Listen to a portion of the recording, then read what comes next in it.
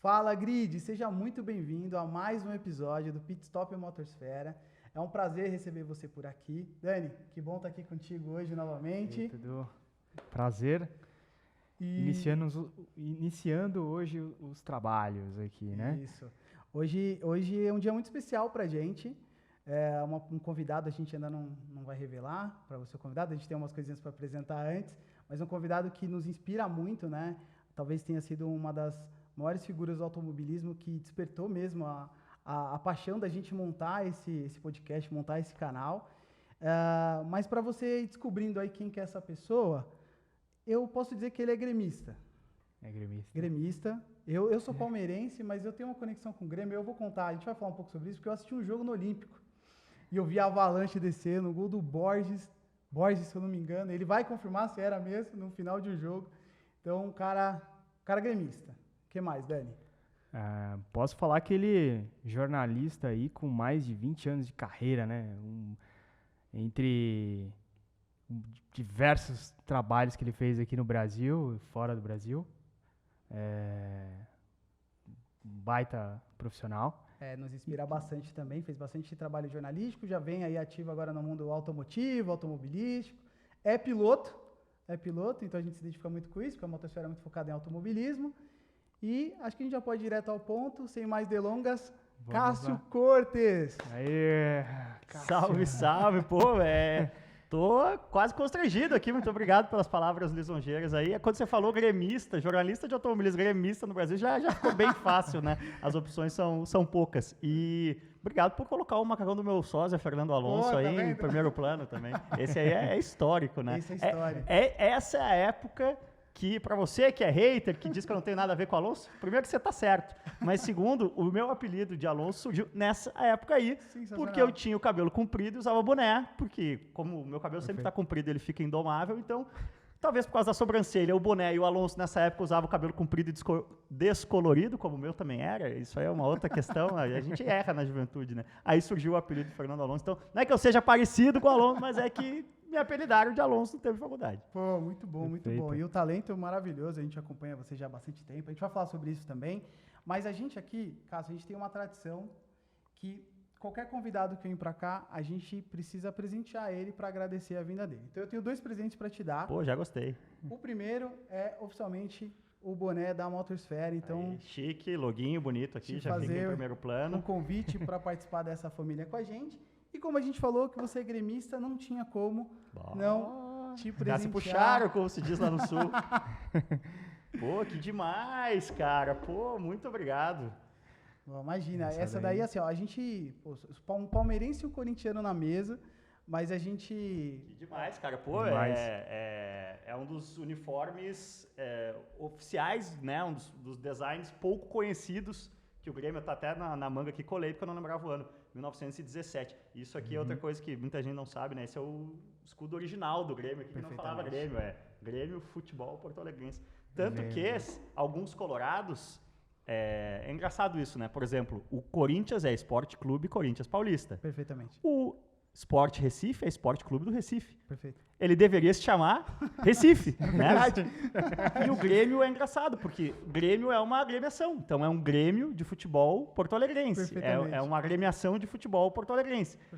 Aliás, é Grêmio Futebol Porto-Alegrense, não tem o D. Aqui a imprensa do centro do país usa muito D. Então, na verdade, o nome gramaticalmente correto do Grêmio seria porto-alegrense, né? Perfeitamente. Pô, sensacional. Como se fosse o... Quer ver um outro exemplo? O Grêmio Novo Horizontino, que é conhecido como Novo Horizontino. Novo Horizontino, verdade, tem toda a razão.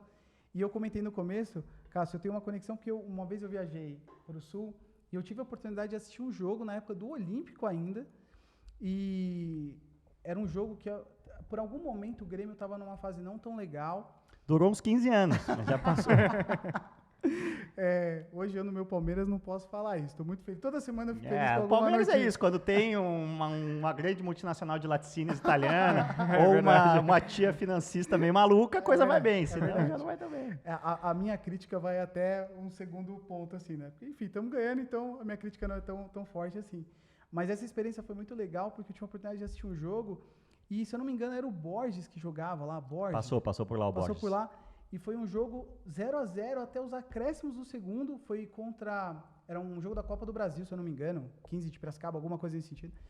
E no final do jogo, nos acréscimos, esse cara fez um gol de fora da área, e foi uma das maiores emoções que eu senti no estádio, assim, frequente, sou palmeirense, já tive a oportunidade de frequentar alguns estádios, mas foi uma das maiores experiências que eu tive, assim, porque... Avalanche! Cara, Avalanche era uma coisa legal demais e me dói muito o coração que... A Arena inaugurou com Avalanche, né? Verdade. Tanto que na Arena do Grêmio, ali, a parte da geral do Grêmio, não tem Aquele cadeiras... parapeito. Aí não tinha o parapeito Não, também, o né? que aconteceu é que no Brasil, né, a dificuldade da construção civil no Brasil é uma coisa muito triste. Foi nessa nova era de estádios aí, de Copa do Mundo e tal, padrão Copa do Mundo, a Arena do Grêmio foi a única que não colocou cadeiras atrás de um gol para justamente manter a geral do Grêmio, que é essa torcida que canta o tempo inteiro. Você estava falando de Olímpico, venho do bairro da Zenha, bairro do Monumental. Era o Olímpico Monumental ali, cara, e é uma coisa que... eu tenho muita preguiça daquela nostalgia e no automobilismo aqui no Brasil, né? A gente vê muito... No meu tempo, cara, depois que o Senna foi não sei o quê, eu tenho uma preguiça monstra disso. Mas, assim, preciso admitir, a eletricidade que o Olímpico era capaz de produzir nunca mais vai se reproduzir em outro lugar, por 2 fatores, inclusive, né? Primeiro que tem essa questão dos estádios mais antigos, que essa coisa do concreto permitia que as pessoas se aglomerassem, né? Depois que você coloca tudo sentadinho ali, o conforto fica maior, mas não é a mesma coisa. E a segunda coisa, que é um assunto para ser debatido talvez em outro podcast, mas sem a cervejinha no estádio, não pega fogo mais do jeito que pegava, cara. Tem toda razão. Acho que a atmosfera do futebol ela é impactada, com certeza, sem dúvida. O Olímpico, assim, eu cresci indo muito ao Olímpico, né? E 1995, que é um ano mágico pro Grêmio, que o Grêmio ganha o Gauchão e a Libertadores, e isso é uma das grandes ironias do futebol gaúcho. O futebol gaúcho tem 5 Libertadores, dessas 5 Libertadores, 3 do Grêmio e 2 do Inter, somente essa de 95, o time campeão também foi campeão estadual. Porque normalmente, justamente porque você estava focado na Libertadores, você largou o estadual. Então, grande porcaria, ganhou um estadual no ano da Libertadores. Não, é bem difícil, é bem raro. E era para ter ganho também a Copa do Brasil em cima do Corinthians, né? Mas aí na final teve confusão, chegou com o time muito desfalcado, muito desfalcado. E aí perdeu, mas foi a final da Copa do Brasil. Mas nesse ano, cara, o Grêmio fez... Era aquela época que os estaduais ainda eram o ano inteiro, era uma loucura, né? O Grêmio foi campeão em 95, inclusive não foi o Grêmio que foi campeão, foi o Bangu, né? Que era o Banguzinho, era o time dos... tipo o Expressinho do São Paulo. Entendi. Era o Banguzinho, o time de reserva foi campeão em cima do Inter. Mas então era o estadual o ano inteiro, era uma quantidade absurda de jogos, assim, hoje os times fazem... Quando você está em muitas competições, faz 70, 80 jogos. Cara, naquele ano foi assim, 95 jogos, então o Grêmio fez, sei lá, 48 jogos no Olímpico e eu fui em 45. Eu me lembro direitinho que... eu não lembro o número exato que eu fui, eu lembro o número de jogos que eu não fui, eu só perdi 3 jogos. Caraca, que legal. Então, cara, óbvio. Ainda tem a questão, né? Quando você é adolescente, tudo importa mais, né? E eu ainda peguei, cara, eu sou 8'2", então em 93, quando eu tinha 11 anos, o Grêmio contrata o Denner, né? E é campeão gaúcho, é o único título da carreira do Denner. Lembro dessa fase. E vai para a final da Copa do Brasil. Perde, aí contrata o Filipão. Então aí, com 11 anos, campeão gaúcho e finalista da Copa do Brasil. 94, 12, campeão da Copa do Brasil. 95, 13, campeão da Libertadores e do Gauchão. 96, 14, campeão brasileiro. Nossa. 97, 15, campeão da Copa do Brasil. 98, ainda ganha... acho que Copa Sul, ganha mais que o estadual, assim. Aí em 99 surge o Ronaldinho. Então, não ganha um título de expressão, mas é aquele gauchão que ele chapela o Dunga, e a Copa João Avelange, o Grêmio vai até a semifinal. Então, assim, a minha formação toda, o Grêmio era o melhor time do Brasil. Sensacional. Então, você gera um vínculo, e eu vi o Olímpico fazendo coisas, assim. Eu me lembro a Copa do Brasil de 96, que era aquele time do Palmeiras do Luxemburgo, que estava com a média de 4 gols por jogo. Maravilhoso. O primeiro jogo foi aqui, o Palmeiras deu um rodeão no Grêmio, assim, 3-1. Que era, o Palmeiras estava metendo 4 gols em todo mundo, meteu 3-1 no Grêmio.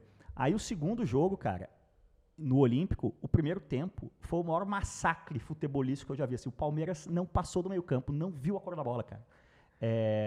46 do primeiro tempo, contra-ataque, gol do Palmeiras, gol do Luizão. Então, puta, agora tá 4-1 no agregado, né? É isso, 4-1. Mano, 15 minutos de todo o estádio, 60 mil pessoas de pé cantando. Nossa. Cara, o time entra assim num nível de... É um dos últimos jogos do Jardel. Ele joga só o primeiro semestre de 96 no Grêmio. O Grêmio vira o jogo e aos 47 do segundo o Jardel empata. 3-1, né? Iria para os pênaltis. E é um negócio escandaloso, assim. Ele tá uns 2 metros... condição, sempre, não, gol com o pé. Gol com o pé. Uma xiripa na área, assim, ele... e aí o juiz dá impedimento, na época do VAR, mas o Grêmio foi o único time que massacrou aquele Palmeiras do Luxemburgo. Sensacional, sensacional. Mas assim, a torcida virou aquele jogo, cara. A própria Libertadores de 2007, que o Grêmio chega na final com tuta de centroavante, era um time horroroso, né? Massacrado na final pelo Boca uma boa lembrança do tuta. Do Riquelme e do Palermo, né? Mas, cara, o Grêmio fez a melhor campanha na fase de grupos, pegou um grupo fraco. Então, você faz a melhor campanha, você decide a segunda sempre em casa.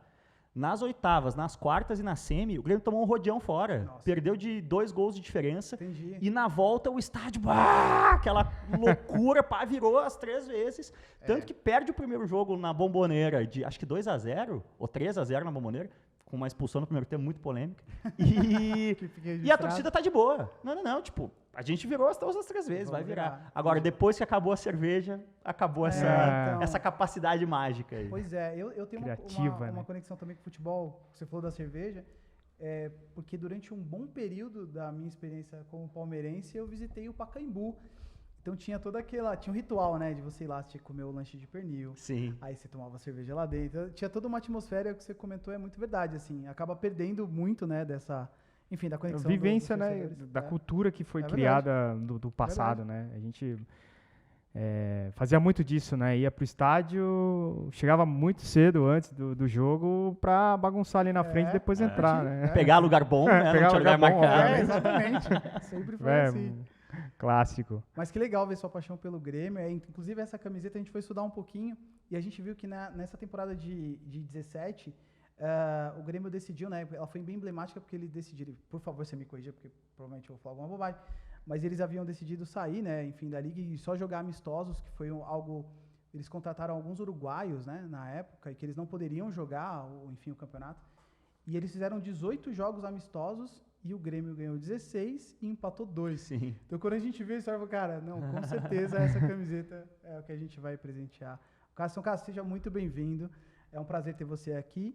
E a gente vai entrar agora um pouco no mundo do automobilismo. Sim, porque se a gente falar mais um pouco de futebol, a galera, tem isso. O cara não pode gostar das duas coisas, né? Pois não. Mas a galera aqui da Motosfera é super tranquila. A gente fala muito de futebol também, porque aqui a gente está falando do palmeirense e do corintiano, então é inevitável no resenha. Sempre tem assunto. Sempre tem assunto. Então a gente queria entrar um pouquinho no automobilismo e a gente tem uma pergunta que a gente sempre faz para os convidados aqui, que é: qual é a sua memória, qual foi o gatilho emocional que você teve que despertou a paixão por automobilismo? Eu sei que você está envolvido não só no mundo do automobilismo, corrida, falando, a gente vai falar um pouco sobre isso mais para frente, mas também no mundo automotivo, né? Então, hoje você acaba, enfim, trazendo muitas informações de algumas marcas, enfim, escrever um livro que pra gente é muito legal, a gente tem muita coisa que a gente quer falar desse livro também. Recém-lançado como audiobook. Alô, você que tem preguiça de ler, agora tem movido a gasolina na Audible, a maior plataforma aí de audiobooks do mundo, ou livros em áudio. Procura lá que tá barato pra caramba. Verdade. E a gente teve a oportunidade de escutar o áudio, inclusive, e o legal do audiobook é que você tem a entonação, né? Então, os personagens ali é muito bacana, assim, é uma experiência legal. A gente já havia lido o seu livro, a gente teve a oportunidade de escutar um pedacinho, a gente vai terminar de novo, porque é sempre legal resgatar as experiências que você teve. Então, trazendo essa questão aí à tona, quando que você lembra? Eu sei que você fala alguma coisa no livro, Mas quando que foi essa paixão? Assim, foi despertar desde que Cara, eu não tive isso. Eu, assim como, inclusive o que eu falo no livro, né? Eu sou gremista, eu tenho olho castanho e eu gosto de carro. Não existe um período consciente da minha vida que essas três coisas não sejam realidade, assim. Então, assim, para tentar contextualizar um pouco, eu peguei muito essa era de ouro, assim como eu peguei essa era de ouro do Grêmio na adolescência, e a adolescência é quando você realmente forja. Porque quando você tem 8, 9 anos, você não vai ao estádio, por exemplo, regularmente. Você precisa do seu pai e tal. Com Exatamente. 13 anos, eu estava indo no estádio sozinho. Eu era sócio do Grêmio com 13 anos. Caraca! Né? Então, que legal isso.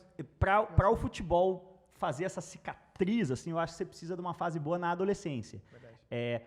A Fórmula 1, não, né? A Fórmula 1 é vivenciada na televisão, 99% do tempo, principalmente para quem é de fora de São Paulo. Verdade. Então, assim, com a primeira corrida que eu tenho nítida lembrança, assim, é a decisão do título de 87, o acidente do Mansell, o título do Nelson. Eu tinha aquela Williams de brinquedo e tal, não sei o quê.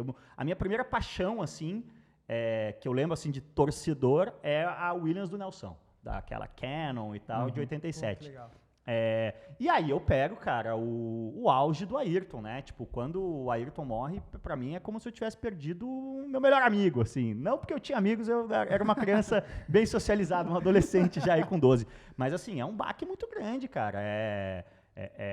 Então, assim, pega ali, 87 Nelson campeão, 88 Senna campeão, 89 aquela sensação que nos foi roubado um título, nossa, 90 o Ayrton campeão, 91 Ayrton campeão, 92 é o ano ali que a Williams do Mansell, coisa, mas 93 provavelmente o melhor ano do Ayrton como piloto, né? Que ele mais tira coelhos da cartola, mesmo não sendo campeão.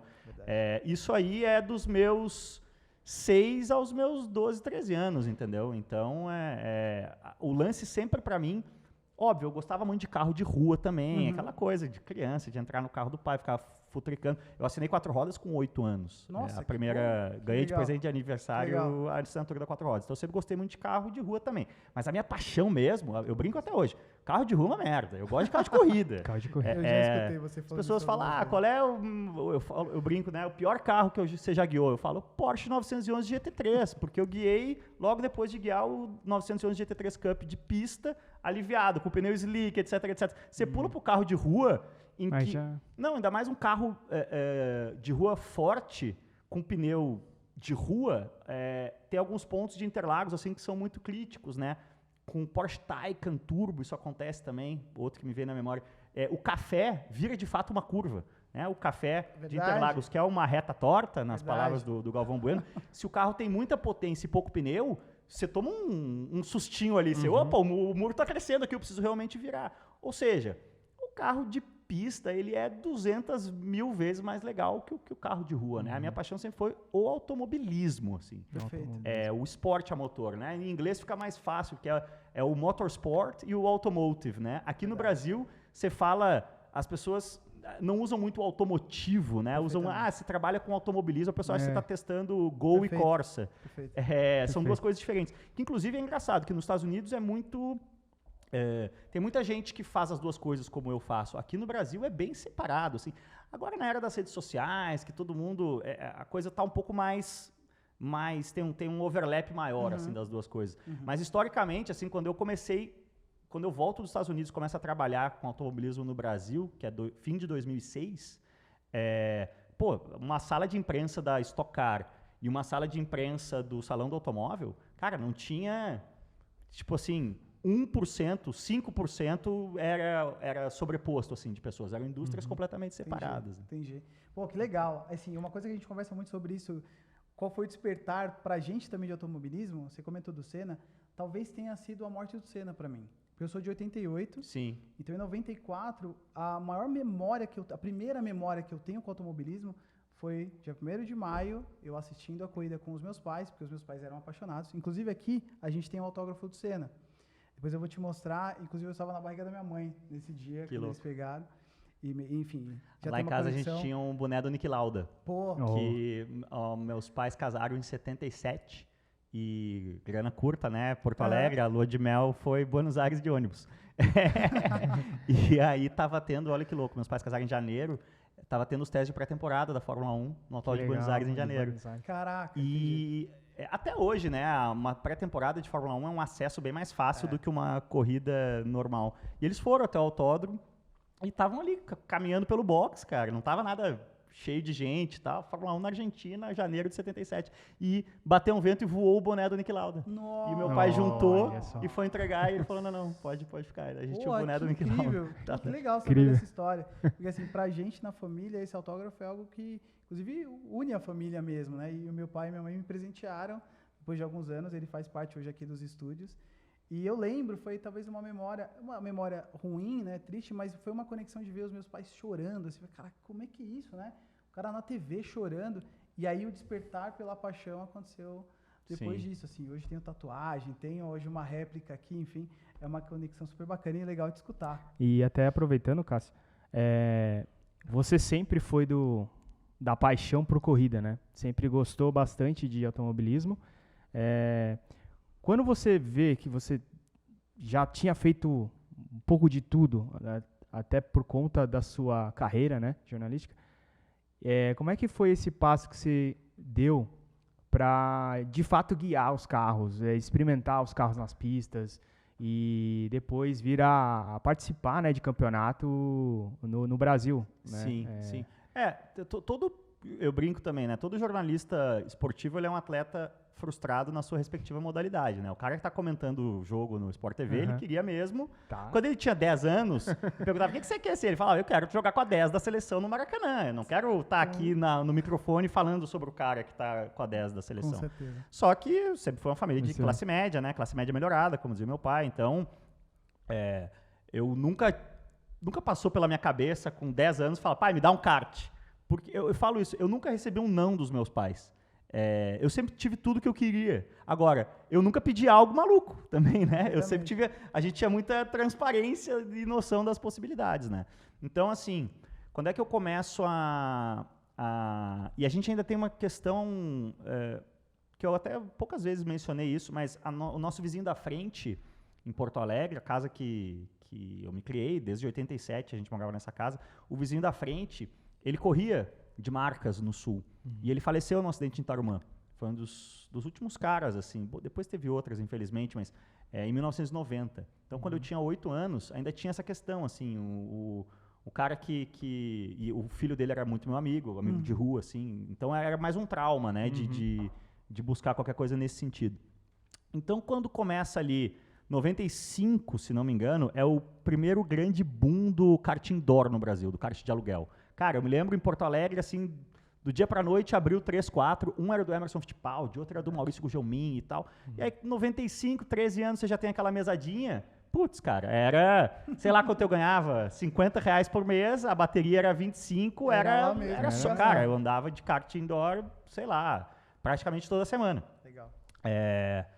Mas também já nessa idade aí, pouco depois, 97, assim, é onde eu lembro, com 15 anos, que eu decidi, não, eu vou fazer jornalismo para ser um jornalista esportivo. E eu sempre imaginei que, através da carreira de jornalista, até porque eu acho que mais do que surgirem oportunidades, eu acho que é uma obrigação profissional. Eu tenho aí... Vivenciar, né? Passar por aqui. Cara, né? eu acho assim, eu tenho... para mim é inconcebível você ser um comentarista de automobilismo sem ter nenhuma experiência de pista. Nem que seja pelo menos um curso, mas idealmente... E outra, mas é caro. Cara, o que eu tô falando, a bateria de kart indoor de R$100 não é cara. É verdade. Te dá uma sensação... Alguma vivência parada. Do que você vai comentar depois sobre uma Exatamente. manobra ou um posicionamento, enfim. Né? Então, assim, eu me formei Excelente. em dezembro, né, de 2003, já com a decisão de ir para os Estados Unidos para fazer um curso de verão em maio de 2004. Em janeiro de 2004, eu vim para São Paulo para fazer o curso do Roberto Manzini. Então, assim, eu de cara, eu não quis ir trabalhar. Na verdade, não, eu nem tinha. Eu tinha o sonho de trabalhar na Racer, mas eu nem tinha ido ainda, não tinha contato nenhum. Então, assim, eu não quis ir tentar buscar o meu lugar na indústria do automobilismo nos Estados Unidos sem ter uma carteira de piloto FIA, né? CBA é FIA, é um negócio internacional. Excelente. Então, de cara, quando eu chego lá e aí tá aí no livro, eu moro 6 meses na van, etc, e vou trabalhar na Racer, aí começo a pintar essas oportunidades, né? Então, eu disputo algumas corridas de Rotax, né? Tudo para fazer matéria, cara. Curso de pilotagem da Chevrolet para fazer matéria. Uma vez, no começo do Acelerados, assim, eu parei para fazer essa conta. Eu tinha feito 13 cursos de pilotagem como jornalista, sempre para fazer uma matéria sobre o curso, né? Uhum. Então, a coisa foi evoluindo naturalmente, né? E aí, quando o Acelerados começa em 2014, porque o grande lance do automobilismo, cara, e não é só do automobilismo, por exemplo, do conteúdo também. Vamos fazer um canal de YouTube? Vamos fazer um podcast? Vamos. Como é que vai se pagar? Essa é a parte difícil de tudo, cara. Com certeza, sim. Então, só que no automobilismo é mais difícil ainda. E até hoje, cara, que eu tô indo pro 10º ano como piloto profissional, no sentido de que eu não preciso bancar as minhas aventuras no automobilismo, é um negócio caro, cara. Então, assim, você quer... Putz, se você... Nós do Motorsfera, vamos correr. Cara, a gente fez um projeto muito legal e a gente conseguiu captar 100 mil reais. Cara, aí você vai pegar esses 100 mil reais, você vai pagar uma equipe e você vai correr e vai sobrar zero para você, entendeu? Exato. Então, hoje eu tenho até uma... É muito mais fácil captar 100 mil para vocês do que captar 200 para vocês gastarem 100 e viverem dos outros 100, entendeu? É difícil, cara, porque vai muita coisa. Mas o início, assim, onde a coisa se consolidou, foi em 2014, que quem banca a primeira diária do Acelerados, no Velocitar, é a Mitsubishi. A gente... o Fernando Giulianelli, inclusive, que hoje está o CEO aí da Stock Car, um abraço pro Julian. Ele acho que era o Evo John Easton, né? Tinha alguma coisa quente, assim, do Evo. Então, eu ajudo vocês, é legal o projeto, não sei o quê. Massa. Foi na brodagem, assim, não é porque, baita investimento por isso, gratidão. Essas pessoas que ajudam nesses momentos, a gente sempre lembra, né? Verdade. E aí, a primeira diária do Acelerados Velocitar, a gente faz 12 voltas rápidas num dia, é um negócio, assim, de guerrilha absurdo, porque, cara, vendemos uma, né? Isso aqui tem que render o máximo. Cada vídeo é uma semana de vídeo, é o que eu falo também. Quer abrir um canal no YouTube? Quero. Você tem assunto, estrutura para fazer 200 vídeos por ano, que é o que precisa, cara. É uns 3, 4 por semana. Ou podcast, pelo menos 50 no ano, né? Um por semana. Verdade. E aí, a gente fez a volta rápida com o Evo, foi ao ar o vídeo e tudo mais. E aí, desenvolvemos essa relação com a Mitsubishi, com o Giulianelli. Eu tive muito contato no tempo de Red Bull também, né? E aí eles estavam com o programa Lancer Experience, né? Que você fazia o curso de pilotagem. Tinha vários programas, né? Tinha o do Evo de rua, que era um Lancer Experience, e aí você ia subindo a escadinha, você terminava e fazia o curso CBA mesmo, com o Lancer Evo R, né? Pneu slick, o carro da Lancer Cup. Então, eles também, para fazer matéria, a gente fez o curso. Na hora de cronometrar o carro no curso ali final, Ingo Hoffmann, tudo mais. Pô, esses dois idiotas aí que ninguém sabia. Na verdade, assim, ninguém sabia não, né? Porque o Gerson, por exemplo, tinha muitos anos correndo de Superbike aqui em São Paulo, né? Verdade, depois eu tinha toda essa vivência de anos de Estados Unidos e curso de pilotagem. Nossa. E assim, antes do Acelerados mesmo, pintavam algumas coisas. Por exemplo, eu fiz 2 corridas de Velote lá no Sul, quando surgiu aquela categoria, que era tipo um Stock Júnior. Eu testei muito carro de corrida para fazer matéria. Entendi. Assim, sem gastar muito neurônio aqui no Brasil, como freelancer, assim, na revista Car and Driver. Eu testei o Sprint Race, quando surgiu o Sprint Race V6. Eu testei o Porsche Cup do João Marcelo na época. Eu testei Stock Júnior. Então, tipo, quando o Acelerados começa, cara, eu tinha 100 horas de voo em carro de corrida já. E o Gerson tinha, não sei se tudo isso de carro, mas tinha bem mais do que eu tinha de carro de moto. O Gerson tinha 50 largadas no Superbike. Então, quando os caras, então corram aí na Lancer Cup, foi lá os dois mané que ninguém conhecia, o Gerson fez a pole, ia ganhar a corrida e se enroscou, e eu peguei o carro e cheguei em segundo. Aí, putz... Tá maluco? Óbvio. Só que assim, é porque ninguém conhecia o histórico prévio, né? Entendi. E até eu me lembro, assim, a galera, tipo, um dos primeiros vídeos acelerados, né, que é GTI, GSI, XR3. Cara, o troço sempre foi... Mano, era muita coisa, assim, na nossa cabeça. Tinha muita coisa pra fazer. Então... essa é a primeira vez que a gente coloca essa pauta de vai ter os 3 carros e a gente conversa, não sei o quê. Legal. E na hora porque isso é uma outra coisa, assim, que a galera não saca. Quando você está falando para a câmera, Em inglês se usa muito, né? Eu estou pilotando a 8 décimos, a 9 décimos. Aqui em português a galera não tem tanto esse hábito. A pilotagem on-camera, ela é uma pilotagem 7 décimos. Quando você quer mostrar muito, é 8 décimos. Porque você está falando, então você está ali, patati, patatá. Visualmente, você virar em Interlagos com, pega aí, sei lá, um Civic SI, fuçadinho, um carro que vira 2 duro, no talo. Se você virar 2 e 4, visualmente é a mesma coisa. Pro leigo. Só que 2 duro falando para a câmera, que é o potencial do carro, você não consegue. Entendi. Você vai virar 2 e 4. Perfeito. É difícil. Então, assim, quando começa a primeira corridinha ali que a gente estava fazendo, eu tô falando com a câmera virando 2 e 4. E os outros 2 ali... Aí que surge um dos primeiros memes acelerados, que é o burro do cadete, né? Porque, teoricamente, o cadete GSI era o carro mais rápido e eu fico em último. Porque quando deu a coisa ali, eles passaram a se matar e eu achei que era para conversar na câmera. Mas mostra bem como o troço era uma coisa bem startupeira, assim, né? Não é que a gente combinou o que a gente vai fazer, mano, abrir o taxímetro aqui da pista de toda essa equipe que tá custando, grava. Não tinha pré-briefing, pós-briefing, não sei o que, entendeu? Excelente. Mas enfim, saindo dessa tangente, legal, voltando. Maravilhoso. Então, com esse resultado legal aí da Lancer Cup, o Thiago Marques, né, na Sprint Race, nos convida para fazer uma corrida em Cascavel. E a mesma coisa, cara, eu tava encaminhado assim para fazer um pódio e o pneu fura e o Gerson ganha na categoria. Isso é no fim de 15. E aí, cara, vamos fazer um esquema para correr em 16. E aí a gente consegue o patrocínio na época da MTE, Thomson.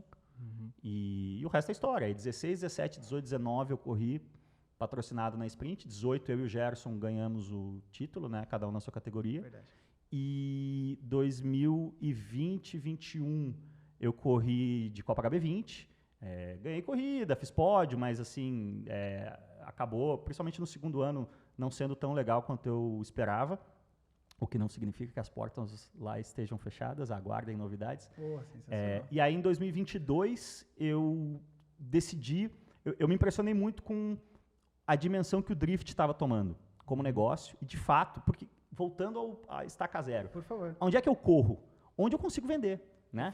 Então, quando você percebe, por que eu saí da Sprint e fui para HB20? Porque eu fiz uma corrida de HB20 em 2019, antes da pandemia, na categoria Super em Curvelo, sentei, cheguei, fiz pole e ganhei. Falei, putz, isso aqui é melzinho na chupeta. Mas principalmente, era uma categoria que corria junto com a Copa Truck. Entendi. Então, autódromo lotado, monte de marcas envolvidas no evento. Isso é crucial para você conseguir vender o patrocínio. Hoje a Sprint, que é a NASCAR Brasil, já tem um evento que anda com as próprias pernas, digamos assim. Ali em 18, não era a mesma situação. Então, quando eu corro em 19 na HB20 e vejo a quantidade de conexões que é possível de fazer, eu falo, não, é mais fácil eu vender patrocínio aqui. E, de fato, eu consegui, assim, do ponto de vista de resultado de pista, 2021 na Copa HB20 não foi tão legal quanto eu esperava. Teve bons momentos, mas do ponto de vista de resultado comercial foi espetacular. Sensacional. Assim, vou te dizer que em 2021, fora do pelotão da frente da Stock Car, talvez eu fosse um dos pilotos mais bem pagos do Brasil. Caraca. Então, a mesma coisa aconteceu no Drift. Eu consegui montar um pacote comercial muito interessante e estava fascinado mesmo, né? O Drift é muito plástico, né? Nessa bonito, era de rede social bonito. E tal, cada treino que você faz é um cortezinho lindo de você postar e tudo mais. Só que aí eu me deparei com outra situação, que é uma coisa assim do piloto classe média, que essas categorias, né? Por que para de pé um negócio numa Sprint, que agora a NASCAR, numa HB20? Porque são categorias que eu brinco, né? Uma espécie de kart indoor de rico, né? A categoria é dona de todos os carros, então o custo é muito diluído. No Drift, você volta para você a ser uma microempresa, né? O carro é seu, ou você aluga, eu alugava um carro. Então, numa HB20, numa Sprint, cara, quebrou meu motor, troca o motor. Perfeito. No Drift, quebrou meu motor, já era. Não corre, entendeu? Então, tipo, eu não consegui... O Drift é muito louco, ele a arrancada é um pouco assim também. Mais do que uma experiência de pilotagem, óbvio que isso também é muito, mas na origem está um projeto, né? É um projeto de mecânica. E, eu quero fazer o carro tal. Então, assim, antes de você conseguir sentar e mostrar algum resultado como piloto, primeiro o seu projeto técnico precisa ser bem sucedido e parar de pé. Perfeito. Eu acompanhei muito isso assim com o Jorjão Garcia, por exemplo, que está com o Z dele, foi meu companheiro na HB20. Ele vai, assim, ele está há 4 anos aperfeiçoando aquilo ali, investindo, e agora, no final do ano passado, que pegou na veia, ele começou a ter mais resultado. Investiu muito tempo e muito dinheiro. Perfeito. E aí eu consegui patrocínio, o projeto não parou de pé do ponto de vista técnico, o patrocínio não renovou. E aí também, enfim, eu entendi como é difícil e voltei pro mundo do automobilismo convencional. E aí, ano passado, corri de Gold Classic. E como foi essa experiência? Porque a gente viu e é uma categoria que a gente ainda não conhecia. É demais, cara. A Gold, um abraço pro Luke Monteiro aí. Eu acho a Gold uma pepita de ouro, assim, do automobilismo brasileiro. Inclusive, agora, no final de semana das 1000 milhas, vou estar lá de volta no nosso Voyageão. Pô, legal. Eu e o PH Costa. E, cara, é meio que uma mini Le Mans clássica brasileira, assim, né? São grids de 60 carros. Você tem Audi de pneu slick virando 1,40 em Interlagos no mesmo grid, com o Fusca que vira 2,15, sabe? E aquela coisa se trocando toda.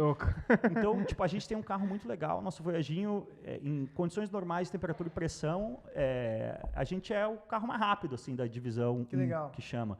Só que isso significa, nesse grid de 60 carros, classificar mais ou menos em 25º, entendeu? Entendi. Então, você não para quieto um instante, você está sempre ultrapassando alguém ou sendo ultrapassado. O tempo todo na pista. E a forma que você lida com o tráfego, assim, é crucial, né? É onde você faz o seu resultado. Perfeito. Pô, legal. É uma categoria que a gente quer acompanhar cada vez mais, assim. A gente começou a acompanhar justamente por conta das suas postagens, enfim, dos conteúdos gerados por você. E tem uma pergunta que a gente fala muito, que a gente queria muito entender a sua visão, porque, assim, a gente somos fãs de automobilismo, né? Agora que a gente está se aventurando do lado de geração de conteúdo, enfim, mas a gente acompanha, por exemplo, as categorias brasileiras desde a época que não tinha ingresso, assim, né? Eu tenho uma memória, por exemplo, de assistir uma Stock Car na mureta entre o box e a reta principal, assim, com a cabeça para fora, porque era uma estrutura completamente diferente de hoje. O conceito de controle de público, ele surgiu no Brasil, acho que no fim dos anos 90, assim. Você pega, as vitórias do Senna Interlagos com invasão de pista, você pega agora A gente até falou sobre mas tem isso, inúmeros exemplos, assim. Eu vou te dar 2 que eu vi recente, assim, por exemplo, o documentário do caso Daniela Pérez na HBO. Mano, a atriz da Globo assassinada, enterro, o cemitério é invadido e as pessoas querendo tirar foto com os globais, entendeu? Verdade. Os shows da Xuxa, né? Tem a série da Xuxa no Globoplay, que é muito boa também, pra você que... Pra quem viveu aquilo, é sensacional a viagem ao passado. E pra quem não viveu, é muito legal de ver, assim, com todos os problemas do Brasil, como a gente evoluiu de lá pra cá. Cara, show da Xuxa na Fonte Nova, 120 mil pessoas, pessoas sendo pisoteadas, e cai a marquise do estádio, e não tem como entrar e sair, é o caos, assim. Verdade. Cara. Então, e aí é justamente esse ponto, assim, porque a gente viveu uma época que não tinha isso, mas agora a gente tem muito mais investimento, assim, e ao mesmo tempo que a gente tem mais investimento, a gente tem muito mais audiência, a gente tem um público muito jovem acompanhando a gente, inclusive, aqui na Motosfera, né? Tem uma galera... A gente tem muito menos audiência, isso é muito louco, né? Assim, a Fórmula 1 no tempo da TV aberta, sem dúvida, era 40 milhões de pessoas assistindo, né? Sem dúvida. E é isso que eu queria entender de você, assim, como é que você vê o cenário do automobilismo brasileiro, assim, né? Porque a gente olha uma profissionalização do esporte mesmo, tem uma geração nova chegando, certamente, acho que o volume de audiência é inferior ao que a gente tinha no passado. Mas como é que você vê isso, assim? Comparando a esportes como futebol, né? Exatamente, porque tem uma fatia interessante, né? Da galera que está acompanhando o automobilismo agora, né? Eu acho que a gente se prendia muito nessa questão de qual é a posição do automobilismo nessa hierarquia no Brasil. O Brasil primeiro lugar é futebol, segundo lugar é futebol, terceiro lugar é futebol, quarto lugar é futebol, quinto lugar é futebol. Inclusive, eu digo mais, o brasileiro ele não gosta de futebol. O brasileiro médio, né, sei lá, 70% da população brasileira tem uma relação afetiva com um clube. Então, assim, se o brasileiro gostasse de futebol, a final da Champions, que é o melhor futebol que você vai ver, era na Globo, em horário nobre, e dava 30 pontos de audiência. Não dá. O Brasil não gosta de futebol. E assim, o Brasil gosta da seleção. Se tá bem. Agora que Dorival na seleção passou batido. Foi um dia, capa do Globoesporte.com, a galera tá cagando. Você sabe que tá rolando pré-olímpico, que foi convocado? Ninguém sabe, ninguém tá nem aí. Então assim, o brasileiro ele não gosta de futebol. Como dizia o meu pai dizia, eu não gosto de futebol, eu gosto de jogo do Grêmio valendo ponto. Então... tem essa questão do futebol. E assim, o espaço que o futebol ocupa na mídia, no noticiário, é isso, é 80%. E porque é culpa da mídia malvada. Não, cara, é porque é o seguinte, eu me lembro assim, eu fui, para quem não sabe, eu fui head de comunicação da Red Bull no Brasil. Então, 8 anos tendo reuniões com o pessoal da Globo, em outra época de mídia, assim. Imagina que eu saí da Red Bull no fim de 2013, o iPhone surge mundialmente em 2010, né? É o início dessa coisa de rede social e tudo mais. Então, assim, eu peguei uma fase ainda que, cara, vamos fazer um grande evento no Brasil. Prioridade número 1, qual vai ser o nosso pacote com a Globo? A gente vai botar isso no Esporte Espetacular, ao vivo no Sport TV, era prioridade total. Hoje em dia, continua sendo muito importante, mas não é mais assim, se rolar o evento para de pé, se não rolar não para. Não é mais essa situação de vida e morte, assim. Eu me lembro de fazer uma reunião na época com o Raul Costa Júnior, cara, era o head do Sport TV, um gaúcho gremista, um abraço. E ele, foi bem esse período que, por exemplo, no começo da minha vivência na Red Bull, nessa relação com o Grupo Globo, o programa mais assistido, que mais dava audiência no Sport TV era o Zona de Impacto, que era, lembra daquela época tinha cobertura de esportes radicais e tinha muito essa coisa assim, uma época foi a Dora Vergueiro, outra época foi a Luiz Eltenhofen, era sempre uma menina bonita, num cenário paradisíaco, tentando um esporte radical. Isso era tudo gravado. Isso era a maior audiência do Sport TV. Aí vieram Sport TV 2, Sport TV 3, Sport TV 4 tem hoje. Você começa a ter uma necessidade de conteúdo para preencher. Se um canal são 24 horas por dia, 2 canais são 48, Nossa, 3 canais são 72. E aí eles começaram a colocar campeonato belga ao vivo. Puta, dava mais audiência. Qualquer futebol ao vivo dava mais audiência que qualquer coisa sobre qualquer assunto gravado. E aí a gente começa a ver, e agora com a rede social e tudo mais, se você for ver qual é o grande diferenciador que sobrou para a televisão, seja aberta, seja fechada, em relação ao Netflix, ao YouTube, à rede social, e até isso a televisão está perdendo. Mas o que é?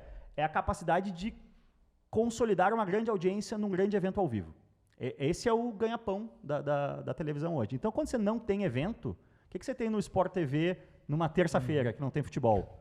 Você tem debate de futebol ao vivo. O Sport TV está ao vivo, é o Redação Sport TV, depois é o Seleção, depois é Zezinho Sport TV, mas tá ao vivo. Ao vivo, você tem que estar ao vivo, cara, porque é a grande diferenciação que tem. Então, assim, fomos longe na volta, né? Sensacional. Mas o que eu quero dizer com a fragmentação toda, o que é importante para o automobilismo? É que ele tenha uma audiência engajada que faça ele parar de pé. Nos momentos que tão cedo a gente não vai ter, agora vamos voltar para anos recentes, já nessa realidade fragmentada da mídia. Qual é o segundo esporte do Brasil hoje? Segundo esporte? Boa pergunta. Vôlei. Acho que não. Eu não sei, tá? Eu não sei. Faz muito tempo que eu não tenho acesso a esses relatórios e tudo mais, mas o que eu te digo que está em alta? E se você pegar, assim, solidamente, qual foi o segundo esporte no Brasil nos últimos anos? Teve a fase do UFC, ali em 2014, que tinha Anderson Silva, tinha Júnior Cigano, tinha Zé Aldo. O UFC é ao vivo, Galvão, esquerda, direita, Júnior Cigano do Brasil. O UFC, porque tinha muito brasileiro indo bem. Verdade. Passou essa fase, meio que quase que na paralela, surge a geração Medina, Adriano Souza, Felipe Toledo, do Brasil, Brazilian Storm, surf. Tem um momento ali do surf muito consolidado. Hoje, a gente ainda tem o surf, a gente tem essa coisa do skate. Raíssa Leal, Pedro Barros nas Olimpíadas e tudo mais. Agora a gente está vendo um pouco, novamente, o tênis volta a ser falado por causa da Bia Haddad. Ou seja, o segundo esporte em atenção geral no Brasil vai ser sempre o esporte não futebol em que o Brasil esteja bem no cenário internacional. Durante muito tempo foi o vôlei. Durante muito tempo foi o vôlei. Geração Bernardinho, né? Verdade. E é muito engraçado isso, porque a rede social, ela meio que, entre aspas, desmascarou muito isso. Por exemplo, eu cresci numa realidade que eu achava que o vôlei era um esporte de massa no Brasil. E não é. Você vai pegar, a rede social, ela quantifica. Pega aí, vou dar um exemplo de um cara que eu gosto pra caramba, fiz muita coisa legal com ele na Red Bull, Alisson Cerruti, o cara é campeão olímpico de vôlei, carismático, um mamute, e não sei o quê. Sei lá, o Alisson deve ter menos seguidores do que eu. Deve ter 100 e poucos mil seguidores. Ou tem um pouco mais, 200, 300, mas assim, em 2010, quando a Red Bull assinou ele com o projeto de você vai Olimpíada do Rio, em 2016, não sei o quê, a gente achava que o Alisson Cerruti, que um campeão olímpico de vôlei de praia, era um cara que, sei lá, hoje teria 5 milhões de seguidores. Perfeito. E não é, o vôlei não é, o próprio automobilismo não é. Pega os grandes nomes da Stock Car que não tiveram a extrapolação. Se o cara correu de Fórmula 1 e aí durante anos esteve exposto à audiência internacional, é uma coisa. Mas os caras que fizeram carreira forte no Brasil também está nessa faixa aí. Então, assim, o automobilismo ele nunca foi um esporte de massa. É que no tempo da TV aberta, em que de massa era o que na TV aberta estivesse, o que estava na TV aberta era onde o Brasil ganhava. Para rolar o Brasil! Durante um tempo foi o vôlei, durante um tempo foi o automobilismo, né? Poxa, cara, que legal te escutar. Você tem pouco conhecimento, né, cara? Pouco conhecimento, pouca vivência. E tem, só para concluir esse... Por favor. Eu sempre falo também, tem essa outra questão que é muito louca, né? Que distorceu muito a nossa percepção. E que eu digo da nossa é um pouco a geração de vocês, mas mais a minha para trás, né? A gente estava falando, né? Se a seleção tá mal, o brasileiro meio que caga para a seleção. O Brasil ganha a Copa em 70 e volta a ganhar em 94. O que acontece nesses 24 anos? Em 72 o Emerson ganha um título, 91 é o último título do Ayrton.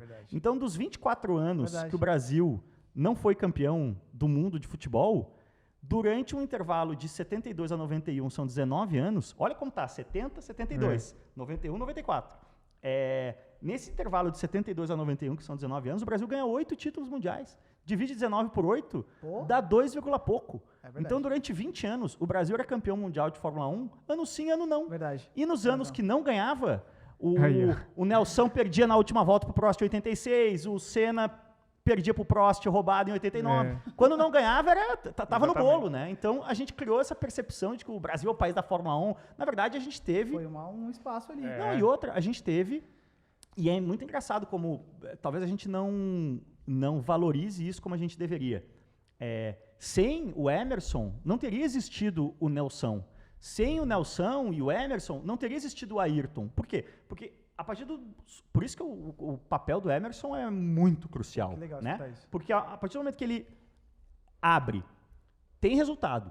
E aí, ao ter resultado, o que ele gera? Exatamente. Mídia. Ao gerar mídia, ele gera possibilidade de patrocínio. O Nelson só consegue vender o patrocínio lá para Gladson e Arno para correr de Fórmula 3 na Europa por causa do resultado que o Emerson tinha dado. E aí essa é quase que uma passagem de bastão, né? Do Emerson para o Nelson, do Nelson para o Ayrton. Cascata que vai pegando os pontos positivos por um resultado... Não, mas a questão é o seguinte, onde tem a mídia, tem possibilidade de dar retorno para o patrocinador. Sem dúvida. Sem dúvida. O Brasil foi tendo essa geração de sempre tinha brasileiro no grid, porque olha como é nítido assim. O Ayrton morre em 94. Cara, ainda tinha ali em 94 os brasileiros do grid eram o Ayrton, o Rubens, o Christian, acho que o Moreno na Forte Corse, alguma coisa assim. Ou isso é bem depois? Não, é bem depois, bem depois. Mas o ponto é o seguinte. Depois da morte do Ayrton, a gente ainda se sustenta uns bons 10 anos com 2 ou 3 ou 4, às vezes 5 brasileiros no grid. Porque o tamanho da Fórmula 1 na Globo, assim, teve um legado. À medida que não vem resultado, vai ficando cada vez mais difícil você chegar numa empresa aqui no Brasil, esse moleque aqui é bom no kart, assina um cheque de 1 milhão aí para ele correr de Fórmula Ford na Europa, vamos ver o que acontece, entendeu? Sim. Por isso que eu digo assim, por que não tem brasileiro na Fórmula 1 hoje? Por causa do Timo Glock. Então, é uma sacanagem com o Timo Glock, que não tem culpa nenhuma. Mas eu tenho convicção absoluta disso. Assim, existe uma árvore, assim, sabe, de universo paralelo. Se o Massa, que foi campeão do mundo por 38 segundos, se ele tivesse sido campeão do mundo por mais que 38 segundos, ou agora há 15 anos, cara, teria renovado esse exatamente. Ciclo. Porque para ter piloto brasileiro na Fórmula 1, você precisa estar mandando muito talento brasileiro para fora. Para mandar muito talento brasileiro para fora, você precisa ter muita marca interessada em bancar isso. É isso que a gente não tem há muitos anos. E isto tudo posto, para você que, no meu tempo que era melhor, não sei o que, hoje, 2024, a gente está possivelmente na melhor fase nesse sentido desde essa último ano do Felipe, é 2016, né? 2016. Então a gente está 8 anos sem brasileiro na Fórmula 1. 2024 é a melhor fotografia que a gente tem de qual é a perspectiva do Brasil na Fórmula 1 desde a aposentadoria do Felipe. A gente tem bons nomes agora, né? Como é que e quantidade, cara, você precisa ter quantidade, entendeu? E excelente a resposta, viu, Cássio? Até pra galera que fala muito sobre isso, né? Como que tá as portas pro Brasil na Fórmula 1, em qualquer categoria que dê destaque, né, pro Brasil. É um pouco disso que você comentou. Tá aí a resposta que muitos debatem sobre isso, ficam resenhando bastante. A gente já trocou bastante aqui sobre isso. Verdade. E posso ter certeza que um grande feito traz uma consequência absurda, positiva, né? Óbvio. E aí agora a gente tem uma outra situação, que é, nessa Fórmula 1, pós Liberty Media, teto orçamentário, cada equipe é uma franquia que vale 1 bilhão cada uma, o que aconteceu? Não tem mais. O último piloto pagante, assim, Lance Stroll é um caso à parte, porque o pai dele é dono da equipe. Isso é um caso sem precedentes na história da Fórmula 1. Tira o Stroll, a Fórmula 1 ela tem 19 pilotos, isso significa 95% do grid profissional. Verdade. Não tem um cara que está ali porque algum patrocinador assinou um cheque. Então, até isso, no tempo que você tinha ali 24 carros, 26 carros, e as equipes não tinham teto, e não eram, o valor agregado da Fórmula 1 não era tal. Todas as equipes de Fórmula 1 hoje são lucrativas. Isso nunca aconteceu na história da Fórmula 1. Então, quando ter uma equipe de Fórmula 1 significava girar 150 milhões de dólares por ano no ralo, você precisava do cara que aparecia com um cheque de 30 milhões e sentava. Era o Latifi, era o Sirotkin, para pegar os nomes recentes. Que às vezes eram ruins, às vezes eram bons. O Mazepin, mas a Haas só existe por causa do Mazepin. O Gene Haas ia parar de gastar. Por que eu estou dizendo isso? Hoje, o Drugo, campeão de Fórmula 2, tem lá apoio da XP, da Porto. O Drugo tem um cheque. Eu tenho um cheque aqui de 15, 20 milhões. Não serve, não adianta, porque a equipe não precisa mais daquilo, né? Então, hoje em dia, para você forçar a sua entrada na Fórmula 1, do ponto de vista de resultado, não basta mais você ser muito bom, ou mais do que ser ou não ser. Tudo é um jogo de percepção, né? O Drugo, baita piloto. Assim, ele domina a Fórmula 2, ganha assim com o pé nas costas um título de Fórmula 2, que é um negócio muito difícil de fazer, só que por uma equipe que não era uma equipe de ponta. Só que ele fazia isso no terceiro ano. Na percepção da Fórmula 1, não é o suficiente. Eu quero, agora que só tem 20 vagas aqui, e a gente está 100% ligado em performance, as nossas operações são superavitárias, eu quero, quem é o próximo Leclerc? Quem é o próximo Russell? Quem é o próximo Piastri? Né? São os caras que sentaram ano 1, Fórmula 3, estraçalharam. Sentaram ano 2, Fórmula 2, estraçalharam. Não dá mais, não basta você ser o campeão de Fórmula 2 no segundo ano. Não é suficiente mais para brilhar o olho. Óbvio, tem um pouco de questão de sorte, de casar o timing, de contrato e tal. Mas assim, você pensa, quem é o brasileiro com mais chance de andar de Fórmula 1 em 2025, hoje? Para mim é o Drogovic, mas... Não é. Não é, né? Não é, porque essa questão é um grande mercado acionário de percepção. Quem é que está mais em alta no mercado de percepção hoje? Bortoleto. Sentou Fórmula 3, campeão.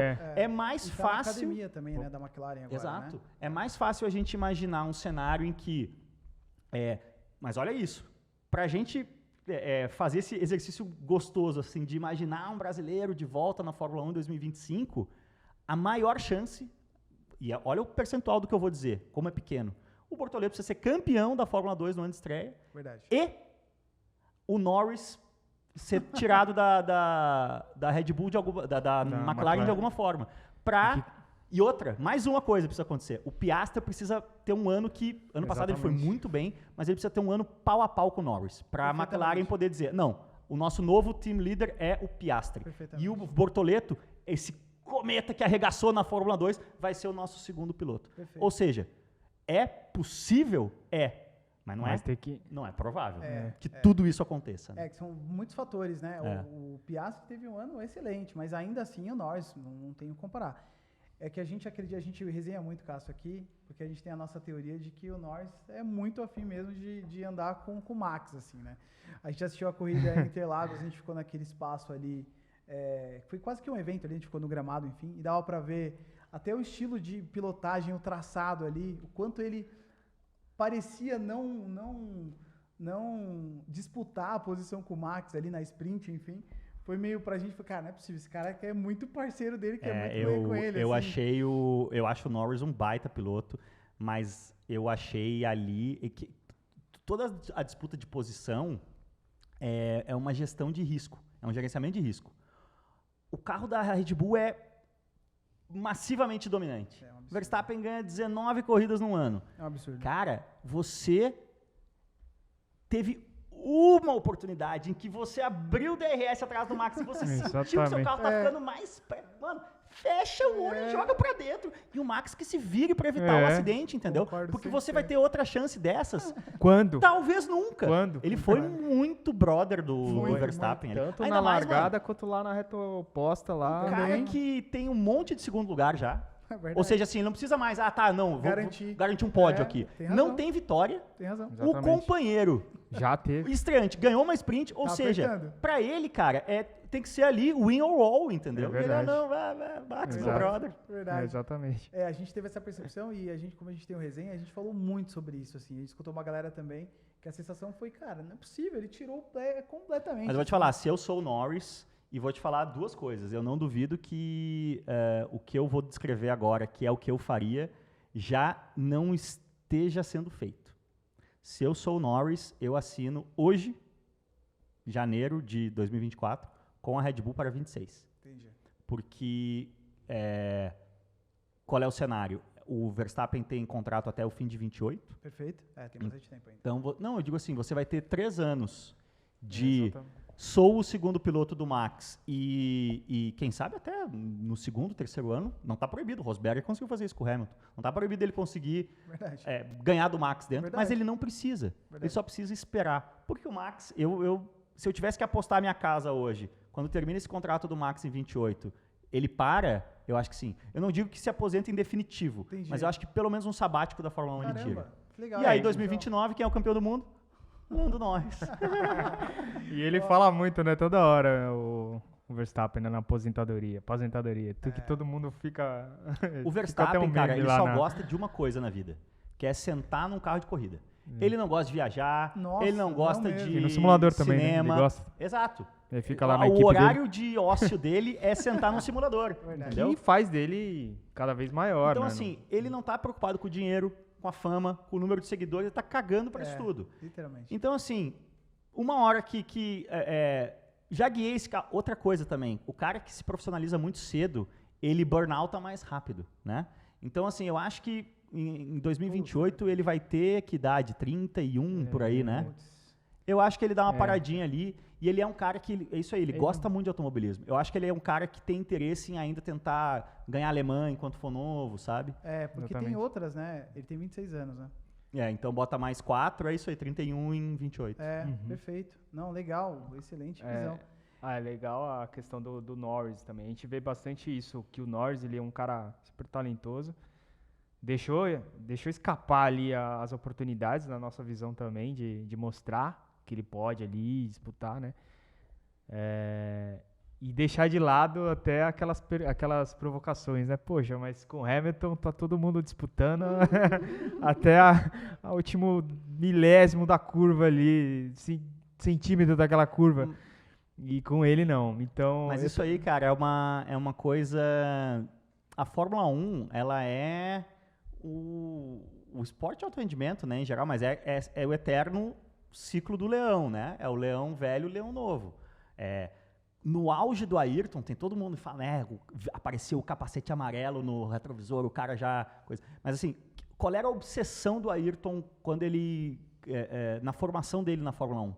Ele é obcecado, mano. Eu quero destruir o Prost, eu quero destruir o Prost. Sim. Porque todo mundo tinha o Prost como o melhor e ele fala, não, eu sou melhor que esse cara e ninguém sabe. Eu preciso mostrar pro mundo. Por isso que ele bate em Mônaco em 88, porque não bastava ele derrotar na pista o Prost. Ele precisava mostrar para o mundo que ele era muito melhor que o Prost. E ele demorou para ter um carro que desse a ele condições disso.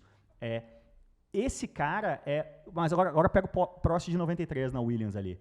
Um monte de gente tirou casquinha, ele mesmo. O Prost, cara, ele é o campeão com o menor esforço desprendido da história da Fórmula 1, é o título do Prost em 93. Ele fez o absoluto mínimo, entendeu? Então, em 93, tu dava um dive bomb ali no Prost, todo mundo, cara, eu vou passar o Prost de Williams, não sei o quê, e ele ia deixar. Essa já é aquele leão com a gengiva longa, entendeu? Sim. É o caso do Hamilton hoje. Verdade. O Verstappen ainda é um leão temido. O Hamilton é aquele leão que, todo mundo quer tirar uma casquinha e não tem mais o mesmo medo, entendeu? Verdade. Ó, legal que a gente tá falando de Fórmula 1, a gente também começou uma tradição aqui, Cássio, esse ano, de tentar pegar aí as suas apostas para 2024 e talvez um pouquinho mais para frente. Então, vamos inverter a ordem só para pegar isso? Vamos, Compartilha aí na tela. Porque assim, a gente tá fazendo uma brincadeira com alguns convidados, Cássio. Qual que é o desafio? A gente queria que você respondesse basicamente 3 respostas. 3 perguntas. A primeira é, qual seria a sua equipe dos sonhos, olhando hoje, chefe de equipe, escuderia e pilotos? Se você puder escolher, você tem dinheiro infinito agora para escolher. Qual seria a combinação perfeita para o Cássio em 2024? Vou te dar uma resposta mais interessante, modéstia à parte. Por favor. Se você me dá um talão de cheque e fala, monta a sua equipe, a primeira pessoa que eu contrato, quem é? Bortoleto? De fora? Não. Daqui mesmo? Você quer ser campeão mundial de Fórmula 1, qual é a pessoa mais importante que você precisa contratar? O Max. Não. Adrian Newey. Primeira pessoa, Adrian Newey. O resto, cara... O que faz o carro. Não, o resto, assim... O Verstappen hoje é o melhor? Mas assim, se você botar o... Vamos pegar... Eu gosto muito da analogia das prateleiras, né? Se você pegar... O Max ganhou 19 corridas ano passado. 19 corridas. Se você botar o Leclerc ou o Alonso ou o Hamilton no carro do Max ano passado, eles ganham de 15 a 18 corridas, 15 a 16. Eles não fariam a mesma coisa que o Max, porque o Max tá ali, o nível de refinamento desse negócio para ele tá... Mas assim, frio, esses caras ganhariam 15 corridas e seriam campeão com o pé nas costas. Você viu a performance do Alonso, que foi no começo até o meio da temporada, né? Quase todos os pódios, eu quero dizer o seguinte, né? É o carro. Imagina. É o carro com o piloto. Então, assim, essa primeira prateleira que eu tô botando aí, além do Max, o Hamilton, o Leclerc e o Alonso, e aí a gente pode debater, será que o Russell não está nessa prateleira? Eu acho que não. Mas assim, qual é a prateleira do Russell? É um pouquinho mais abaixo, que tá o Russell, o Sainz, o Norris, talvez até já o Piastri. Esses caras do carro do Max, o que eles teriam feito ano passado? Ganham 10 corridas e sido campeões também com relativa facilidade. Verdade. Com relativa facilidade, entendeu? Cara, quer ver qual é o tamanho da dominância do carro? Tira o Verstappen do campeonato. Quem é campeão? Exatamente. Quem é campeão ano passado? Tira o Verstappen. Pérez, por pouquíssimo. Mas agora você imagina que o Pérez, se a dupla da Red Bull ano passado é Pérez e Cássio Cortes, quem que a Red Bull vai priorizar? O Cássio, pô. Não. O Pérez. Não, claro, sim. O Pérez. E aí, o Pérez, ao invés de ter 2 vitórias e mais 2 ou 3, ele ia ter 7 vitórias e ia ser campeão. Não, mas o Cássio Cortes ia ter um pódio numa corrida meio acidentada. Até pela sua análise, o chefe da equipe da McLaren, né, o Zac Brown, falou que se não fosse pelo Verstappen, o título de pilotos estaria indeciso até a metade do campeonato. E Sim. é uma verdade, né? Porque pela inconstância ali do Mas assim, Pérez. Para não avacalhar o exercício de vocês. Não, que isso. Qual é? Chefe de equipe, pilotos? Pensando em escuderia, chefe de equipe... A escuderia é a Red Bull, porque é quem tem o Adrian Newey. E qual é o lance? Assim, o chefe de equipe, ele não vale muita coisa. O chefe de equipe, ele é um gestor de pessoas e orçamento. O que faz muita diferença? Primeiro, esse cara tem que ser bom e tem que ser inteligente, né? Óbvio. Nem todos os chefes de equipe na história da Fórmula 1 cumpriram esse requisito mínimo. Mas, mais do que o chefe de equipe, o que é importante? É a estabilidade do ownership da equipe. Günther Steiner é um mau chefe de equipe? Eu adorava ele no seriado. Maravilhoso. Não, ponto seguinte, Günther Steiner foi demitido. Não, tô brincando. O Günther Steiner foi demitido. Foi demitido. Por quê? Foi demitido. Por causa do Gene Haas. Gene Haas decidiu demitir o Günther Steiner. Claro. Se você pegasse todas as 10 equipes do grid, maximizarem totalmente o seu potencial, o que ela tem de estrutura, de departamento técnico, de túnel de vento, de pilotos, de race team mesmo, né? A galera que opera no final de semana. Se todo mundo maximizar e entregar 100% do seu potencial, em que colocação fica a Haas no campeonato? É uma boa pergunta. Em último, ela é a que tem a Haas compra parte velha de Ferrari, subcontrata a Dallara para construir o próprio carro e tem 2 veteranos meia boca. Então assim, por que a Haas termina em 10º? É por causa do Günther Steiner? Não é. É porque o dono, Gene Haas, não constrói o túnel de vento, não separa da Ferrari, etc, entendeu? Então, assim, o Christian Horner, por que eu estou dando toda essa volta? O Christian Horner, ele é um cara muito bom, sim, mas muito mais importante que o Christian Horner é o Mateschitz, que falou, Horner, você é o cara, você tem, confio em você, vai ter período ruim, vai ter período bom, mas, e assim, o que você precisa? O Christian Horner fala, cara, eu preciso do Adrian Newey. Quanto custa? Pá! Sabe a história, né? O livro do Adrian Newey é muito bom, mas todo o processo, né? Porque o Adrian Newey, ele é um artista, como bom artista, ele é um cara um pouco... Eu já entrevistei o Adrian Newey, cara. Em 2009, eu fui na oficina da Red Bull Racing e entrevistei o Horner. Eu estava agendado para entrevistar o Horner e o Webber. Eu era gerente de comunicação da Red Bull no Brasil. Então, eu tive um nível de acesso que não é dado a um jornalista que não é da casa. Entendi. Né? Então, eu entrevistei o Horner, entrevistei o Weber, isso estava marcado. Aí, estava ali passeando, quem aparece? Sebastian Vettel. Estava indo lá trocar o assento, não sei o quê. Consegui fazer mais 2, 3 palavrinhas com ele e entrevistei o Newey. Sabe como é que eu entrevistei o Newey? Eu sentado aqui, no laptop, ele na sala do lado, por escrito. Mentira. Ele me deu uma entrevista presencial com uma porta e uma coisa no meio, entendeu? Meu Deus. Coisa. Então, assim, ele é esse floquinho de neve único, entendeu? E quando o Horner, e ele estava infeliz na McLaren, o Newey, né, já há bastante tempo, por causa do Ron Dennis, né? O grande erro, assim, caras como o Patrick Head, mais o Patrick Head do que o Frank Williams na Williams, que geram a saída do Newey, né? É impressionante isso, assim. Pô, o que o Horner faz de tão certo? Eu também faria isso. Se eu tenho o Adrian Newey, eu não perco ele nunca mais. Meu nego, Frank Williams perdeu e Ron Dennis perdeu. Se você fizer uma lista dos 5 maiores chefes de equipe da história da Fórmula 1, o Frank Williams e o Ron Dennis estão. Porque eles não sacaram o valor que o cara tinha. O Newey sai da Williams porque ele queria ser sócio e não deram sociedade para ele. E ele sai da McLaren por causa de ego do Ron Dennis. O Ron Dennis achou que o Newey estava tendo poder demais, estava ganhando dinheiro demais e o Newey estressava muito os parâmetros do motor Mercedes, né? Então, tem muitos carros nessa era do Newey na McLaren, ele é campeão em 98 e 99, mas tem muitos anos que a McLaren é o carro mais rápido e não ganha por questão de confiabilidade, os anos do Kimi. Por quê? Porque o Newey esticava demais o pacote para a Mercedes, né? As questões de refrigeração do motor, espaço, essas coisas todas. Então, gerava esse incômodo político. A Mercedes era quem mais botava dinheiro na equipe e o que estourava o motor era o motor Mercedes, por culpa do Newey, né? Que estava ali não cumprindo ou exigindo demais dos parâmetros em relação ao que a Mercedes recomendava. E aí, está gerando esse clima ruim ao longo dos anos ali do Newey na McLaren, e o Horner, antes, isso é outra coisa bem interessante que muita gente não se dá conta, no tempo da Jaguar, que foi uma das experiências mais esculhambadas da história da Fórmula 1, o Bob Rahal cai de paraquedas, a Ford dos Estados Unidos põe o Bob Rahal lá. O Bob Rahal tinha trabalhado com o Newey na Fórmula Indy nos anos 80. E o Bob Rahal sabe que o Newey não está muito feliz, vai lá, janta, acerta um contrato e o Newey topa ir para Jaguar.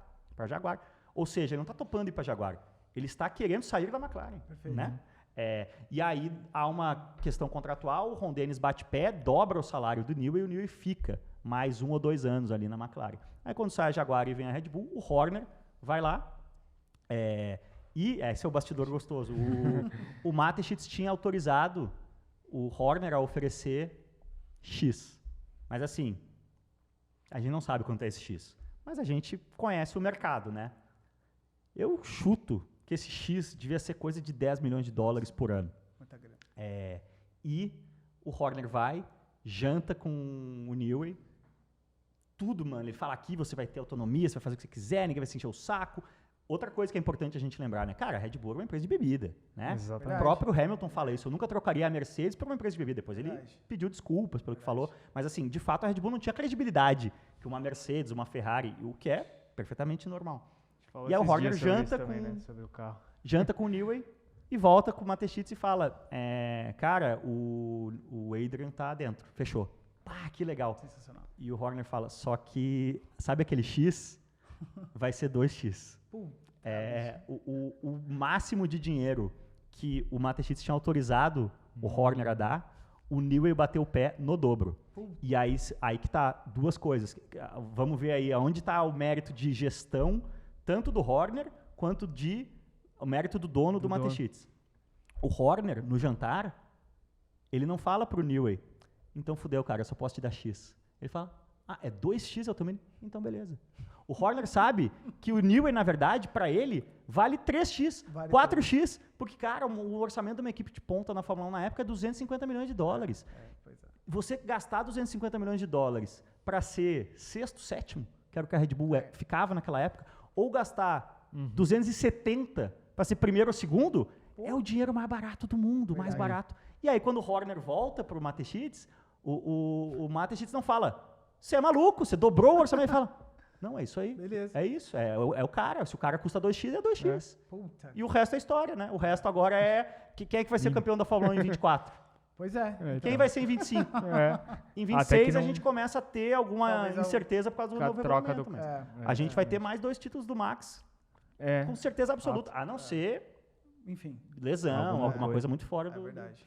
Mas assim, a minha equipe dos sonhos hoje é a Red Bull, por causa de tudo isso. Boa. O Max é o melhor piloto do grid e ainda, apesar da gengiva estar um pouco exposta, os outros 2 caras é o Hamilton e o Alonso, né?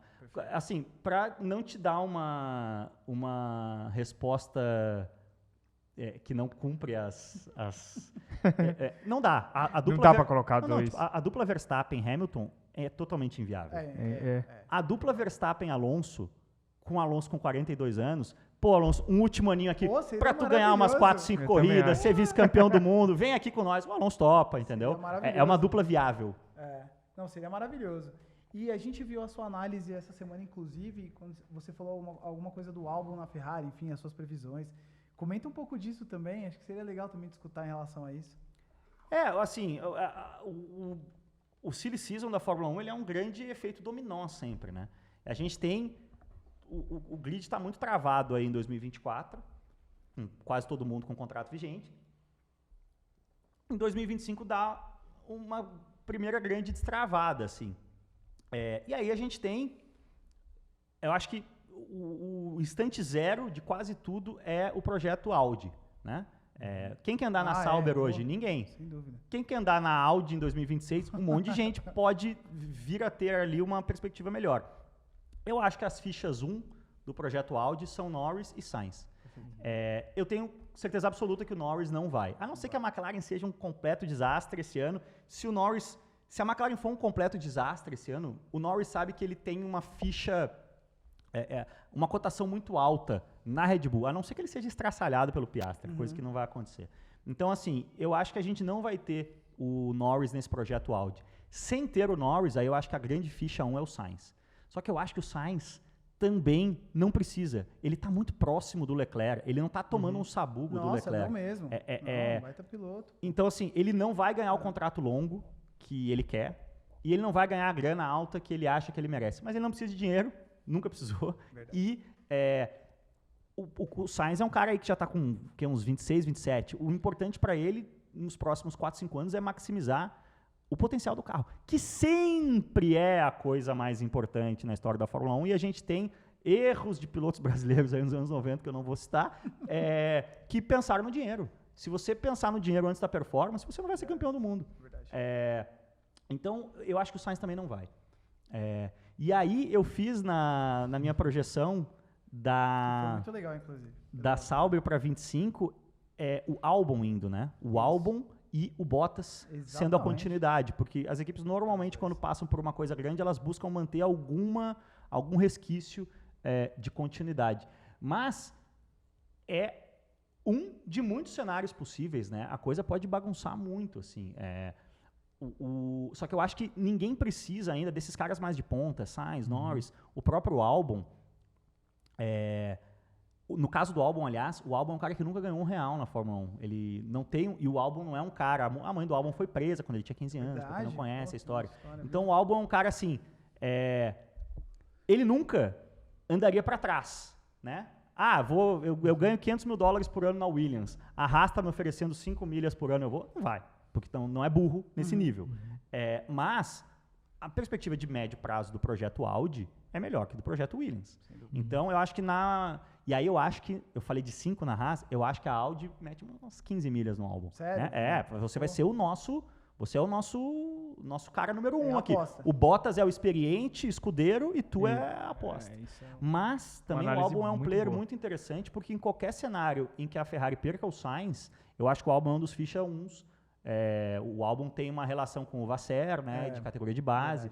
Então eu acho que a Ferrari tem o Albon em muita alta conta também. Pô, acho que tá super respondido, hein? Perfeita a análise. Mas é fascinante, cara. Eu fiz um cenário em 25 que todas as equipes mudam de dupla. Não é impossível. Né? Enfim, acho que tem muita coisa. Até para trazer essas novidades, assim, para quem acompanha, é muito legal ter essa troca de pilotos e entre equipes, né? Eu vejo assim, pelo menos o Gasly, por exemplo, um cara que tem o seu potencial, foi mostrado, saiu da AlphaTauri, veio para Alpine, e eu vejo ele com o mesmo sentimento que eu vi ali, o Albon tendo a sua janelinha, sua porta de entrada e depois foi para trás. Eu discordo, craque. Você falou a palavra-chave aí, que é potencial. Todas as crianças na maternidade têm mais potencial que qualquer um de nós aqui, né? O potencial tá lá, né? O Gasly e o Albon também, eles estão numa fase da curva deles que tu não tá mais falando de potencial. Eles já são... O Gasly é um futuro campeão do mundo? Não.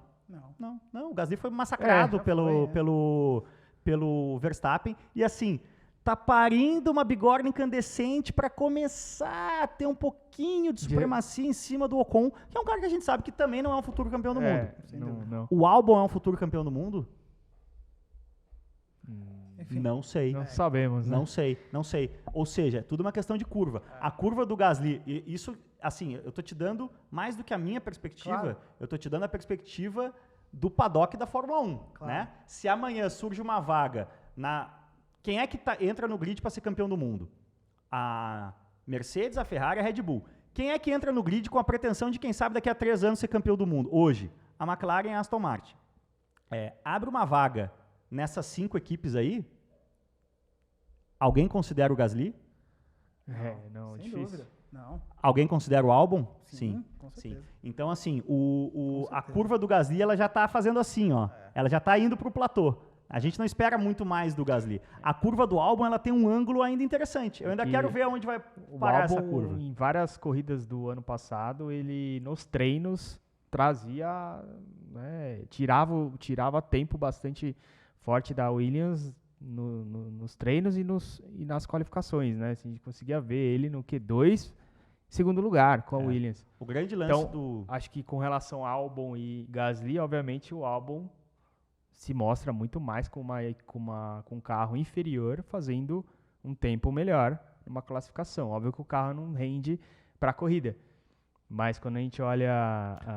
Sobre o Albon, assim, ele fez o 9º carro do grid sozinho, seu 7º colocado no campeonato do ano passado. Verdade. Então, o Gasly, a gente já viu o Gasly 1 ano agora, né? De Alpine ou 2? 1 ano. Acho que um ano.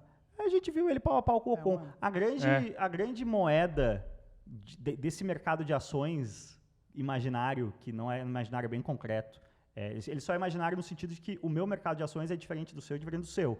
Mas quando você junta os 10, dos 10 chefes, ou os 20, dos 10 chefes de equipe, dos 10 donos de equipe da Fórmula 1, alguns donos são um pouco mais PJ que PF, mas aí complica demais, aí você faz uma média, né, desse mercado, você consegue captar as informações da coisa.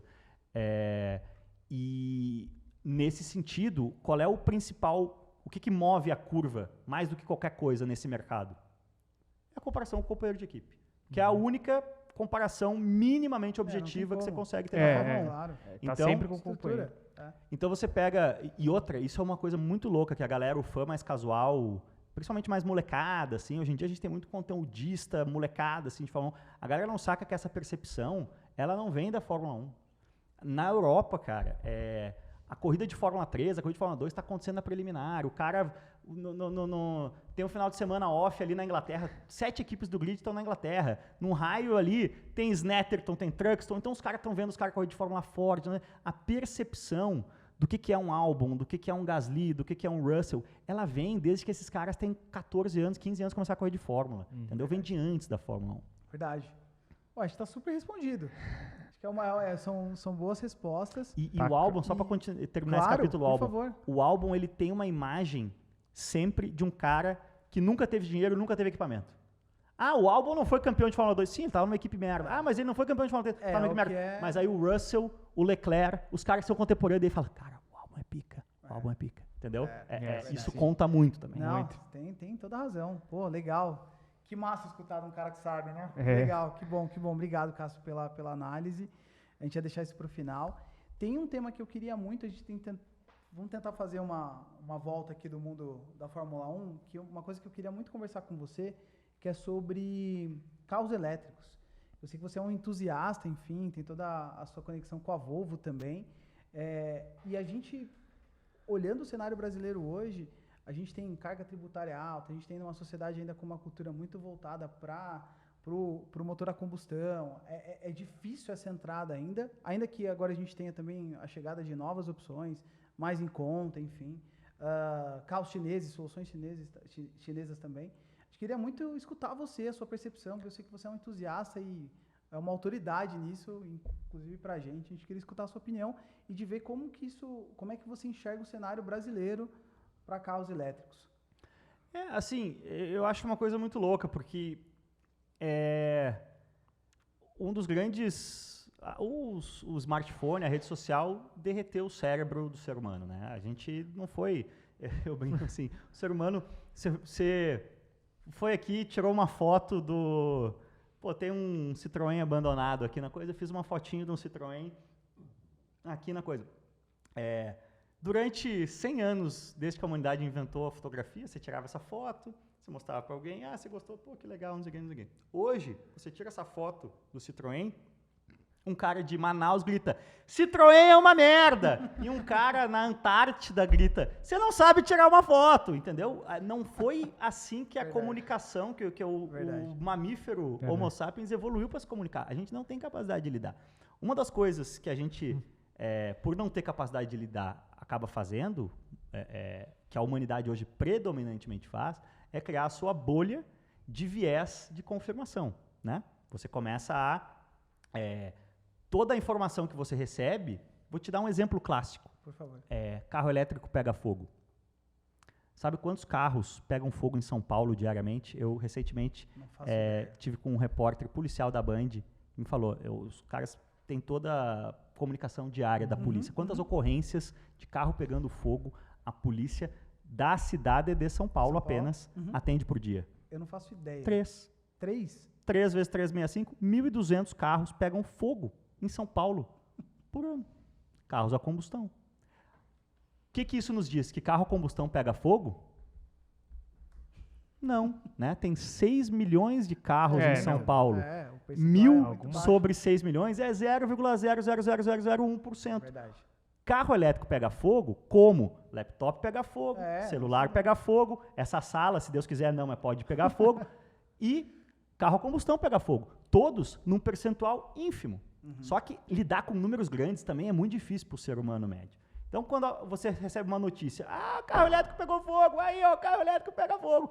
Sou contra. Você já não gosta do carro elétrico, porque você é um entusiasta do carro a combustão, sendo que todo ano o Thiago Songa, um abraço, faz um evento genial, que é a Corrida Pé na Tábua, que é para carros de mais de 70 anos. Em 2024 tem cara correndo na pista com Ford de 1929, um carro de 100 anos. Ou seja, agora vamos às informações, vamos sair da bolha e vamos sair do viés de confirmação. O planeta está aquecendo. Fato 1. Consenso científico. Tem muita gente, mesma coisa, a bolha, o viés de confirmação. Não, mas... O consenso científico, Uma Verdade Inconveniente do Al Gore é de 2006. Verdade. Ali foi o primeiro momento em que o mainstream mundial, e quando eu falo de mainstream é muito importante a gente ter a seguinte percepção. Que tipo de carro é vendido? O carro que é autorizado a ser vendido pelo governo de um país, né? Você precisa homologar um carro. Quem determina o tipo de carro que vai ser posto à venda não é o consumidor.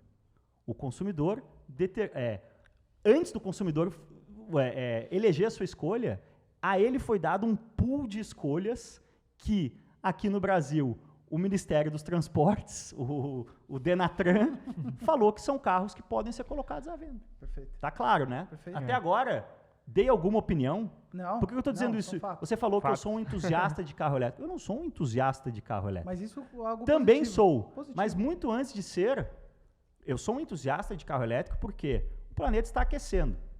A minha mulher vai ter filho. Eu sou um cara preocupado com a humanidade. O aquecimento global é o maior desafio que a humanidade tem nos próximos 50, 100 anos para que ela sobreviva, para que ela não acabe. Alô, você, humano, é do seu interesse, né? Por mais que a gente goste do V8 girando alto ali, a gente também quer sobreviver, né? A gente não quer que a água chegue aqui em Cotia e alague a sua casa. Então, assim, aquecimento global, consenso científico há 20 anos. Por que isso é consenso científico há 20 anos? Os adultos da sala, né? Estamos falando dos stakeholders, para usar o termo moderno aí. Ou seja, os políticos, os cientistas, as montadoras, os membros da sociedade civil, as ONGs, foi se criando um caldo cultural, e isso é outra coisa que eu friso muito.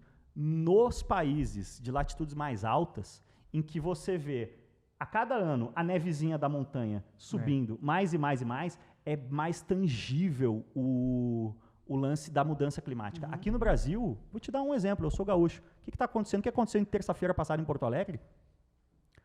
Um ciclone. Sabe quando? Eu saí de Porto Alegre em 2004, com 22 anos. Sabe quando eu ouvi a palavra ciclone nos primeiros 22 anos? Nunca. Agora, faz parte do linguajar de quem mora em Rio Grande do Sul e Santa Catarina. Ciclone, 3, 4 ciclones. A gente dizia, não, o Brasil é uma beleza, não tem desastres naturais. Exatamente. Agora tem 4 ciclones por ano no Rio Grande do Sul e em Santa Catarina. Mudança climática, aquecimento global. Dentro desse caldo todo, que é outra coisa muito importante, a galera, mas o carro elétrico, mineração de lítio. Sim, essa caneca tem impacto ambiental, galera, para fazer. O carro elétrico ele não é um carro impacto ambiental zero, como nenhum produto industrializado que pesa 2 toneladas e é feito aos milhões, vai ter impacto ambiental zero. O carro elétrico, ele é a solução, mas deixa eu dar um passo para trás. Dentro desse caldo todo, o marco zero tangível em 2016, a Alemanha, que é o maior exportador de carro do mundo, acho que agora é a Coreia, mas durante muito tempo é um dos principais mercados produtores e consumidores de carro do mundo. Alemanha, Mercedes, Volkswagen, né? Esse país um pouco mais desenvolvido que o nosso em muitos aspectos, a educação média das pessoas, um deles, falou, galera, fudeu, 2035 não pode mais vender carro que emita CO2. É isso que é a legislação, carro que emita CO2. Ninguém falou, tem que ser elétrico. Aí, 2016, aliás, 2016, o que o governo da Alemanha disse para as montadoras? Vocês têm 19 anos, se virem. É o que é. O que tinha?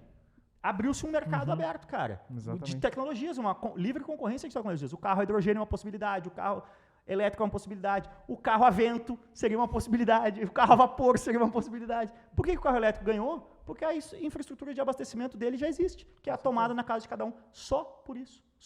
O carro a hidrogênio, tecnicamente, o carro em si, o que ele te entrega, ele tem vantagens e desvantagens em relação ao carro a bateria Mas a gente pode debater aqui qual deles que é melhor.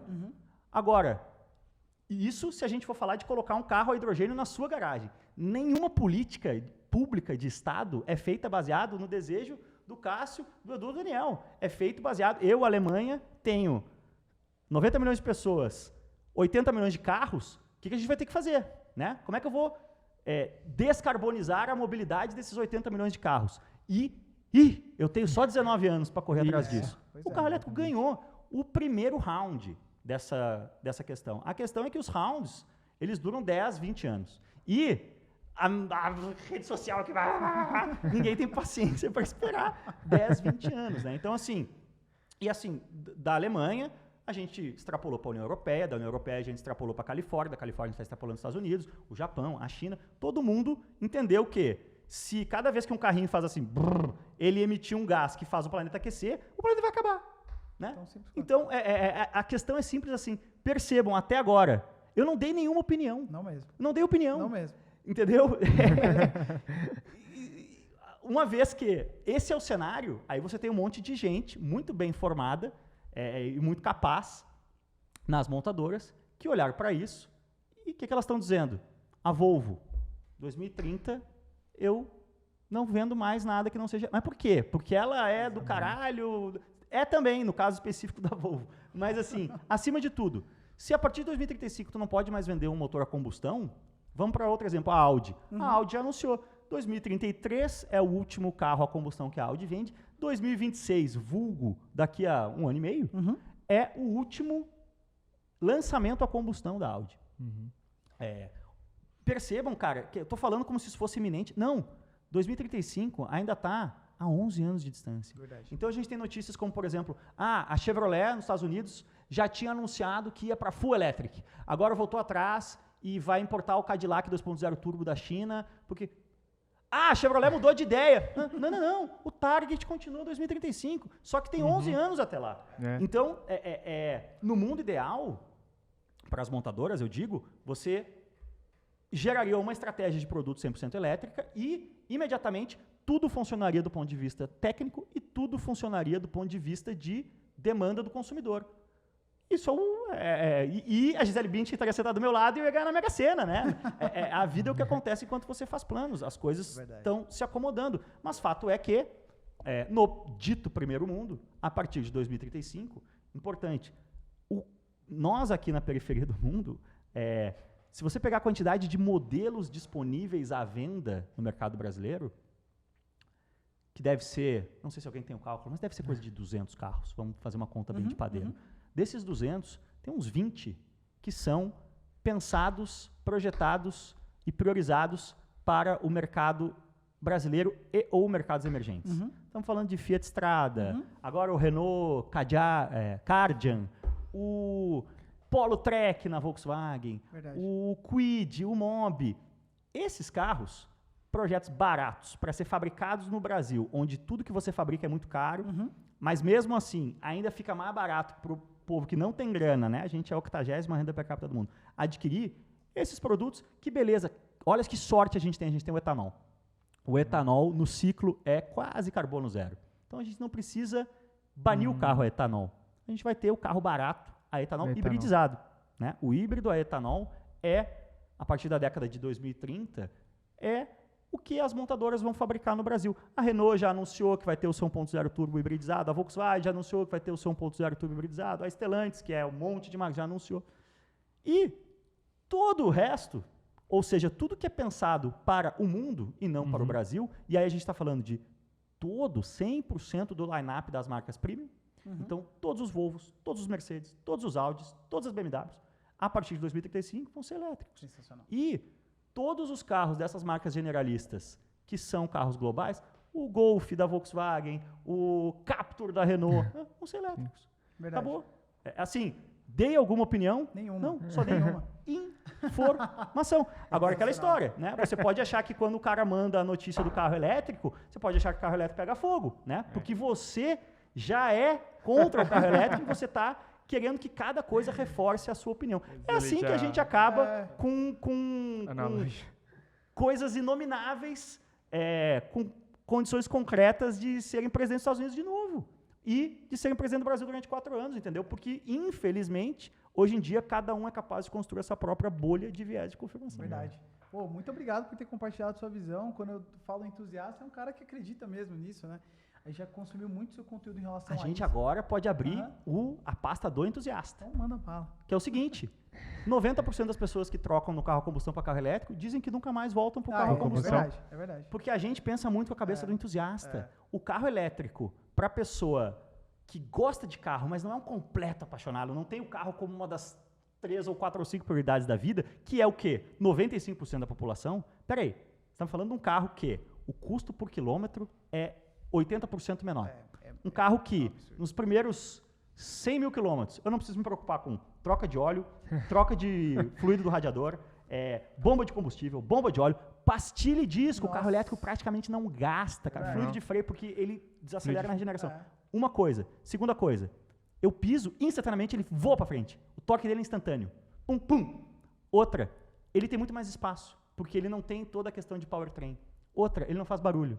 Verdade. Outra, ele não esquenta. Outra, ele não vibra. O que era o carro que não esquentava, não vibrava e não fazia barulho? Era o Rolls Royce V12 6.75, que custava $1 milhão. As montadoras investiam, né? O topo da cadeia alimentar automotiva era você, de alguma forma, o que é um motor a combustão? É uma coisa que está explodindo, cara. Pá, pá, pá, explosões, explosões, explosões. Você gastava milhões e oferecia um produto por milhões que você conseguia neutralizar isso. Toda a ineficiência energética do negócio explodindo assim, para gerar um movimento assim, você tirava o barulho, o calor e a vibração, e isso custava muito. Agora você compra um BYD Dolphin de $20 mil e ele é exatamente a mesma experiência. Ou seja, para a pessoa comum, o carro elétrico é infinitamente mais interessante, mais agradável como produto. Outra, One Pedal Drive. Você começa ali para de usar o pedal do freio, cara. Enfim, é um dos meus cortes mais viralizados no meu podcast esse ano, que eu falo. A experiência de um BYD Dolphin de 150 mil versus a experiência de um Tracker ou um T-Cross 1.0 tricilíndrico de 150 mil, cara, é um iPhone e um telefone discado. Entendi.